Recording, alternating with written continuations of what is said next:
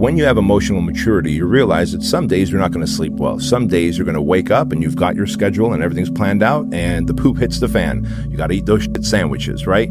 And whether things go well or not that day, the emotionally mature man will still do what he has to do to stack his wins, to focus on his purpose. Because if you do a thing in spite of being scared of doing the thing, that is bravery, right? There's no such thing as fake bravery. Like if you do the thing and you're scared, that's bravery. If you don't do the thing and you weren't scared, that's not bravery, right? The same thing goes for discipline. Doing the thing in spite of not wanting to do the thing is discipline.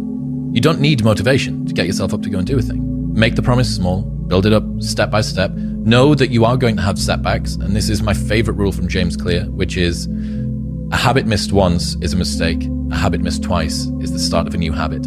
The Marines have a saying, everybody wants to go to heaven, but nobody wants to die.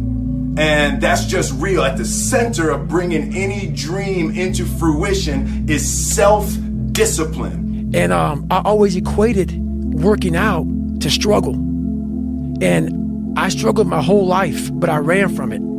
So I started realizing, man, I got to start facing the struggle, and I got to be mentally strong for the struggle. So that's why I started coming up with, like, I'm training for life.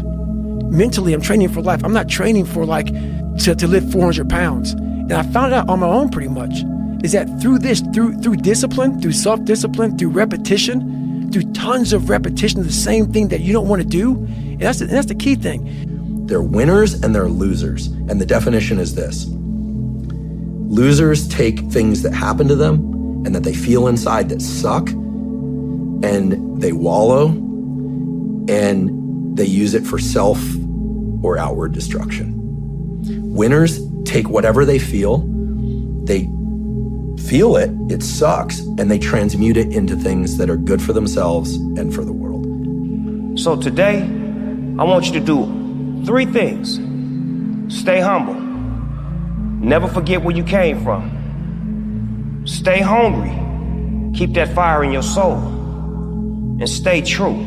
Always be real with yourself and the world. Because the world don't need no more copies.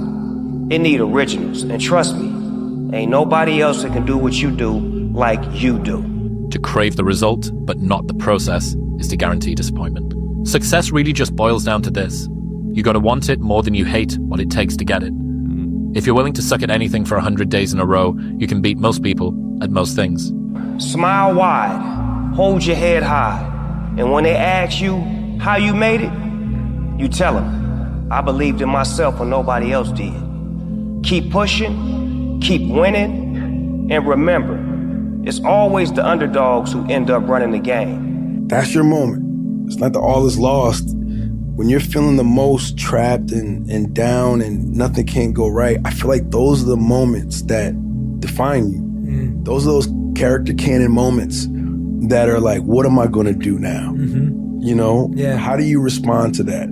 And thinking your way, feeling your way, working your way through those things on the other side, it's like, I don't know who said the saying, but like usually to getting what you want is always the hardest. You only start really liking stuff when you get good at it, in my opinion. And you only get good at it by doing it a lot of times before you're good at it. This is why I'm a big believer in this, is that when you are starting out, I think you got to find the thing that's the pain. And like, pain motivates significantly faster and stronger than pleasure does. People give up right before they get what they've always wanted to get. People quit and they give up. And I will not be the person who quit before I got what I wanted or what I needed or what I felt I was supposed to have, Like, and if that wasn't for me, it wasn't for me. I'm gonna keep grinding, I'm gonna keep knocking on the door until I get what I feel. That's been something I've always felt. Dedication, hard work, dedication, hard work. I'm a one-man army. The world can go against me, I'm still come on top. I got God on my side. So if you're not gonna do it, don't say it. As a young person, what I had to learn was to, before I made the promise, to weigh the promise. Is it something that I can do? Is it something that I should do? So the next time you are with somebody and you're trying to build a relationship of value and a relationship of trust, and you cross that bridge of promise, make sure that you build it right and you cross it all the way. What have you got to lose? Exactly. And that was it. And I was like, I have nothing to lose. And that was when I think in the last podcast we talked about this, where it's like, if everybody who's like at the bottom and feels like they have nothing going for them, reframe that as, I have nothing going for me, which also means that I have nothing to lose by taking action, it makes you a much more dangerous person. And I think that was the flip that I've had repeatedly shown to me in my life that allowed me to take the step that I was afraid to take.